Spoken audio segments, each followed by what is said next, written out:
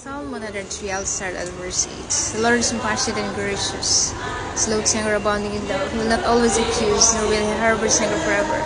He does not treat us as our sins deserve, or repay us according to our iniquities. For as the heavens are high above the earth, so great is his loving kindness towards them that fear him. As far as the east is from the west, so far as he removes our transgressions from us. As a father is compassionate on his children, so the Lord has compassion on those who fear him, for he knows what we are made of, remembering that we are dust. As for man, his days are like grass. He blooms like a flower in the field.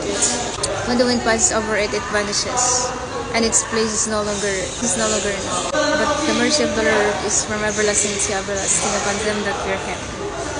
His righteousness our children's children, such as keep his covenant, and to those that remember his commandments to do them. Kalimutan ko na yung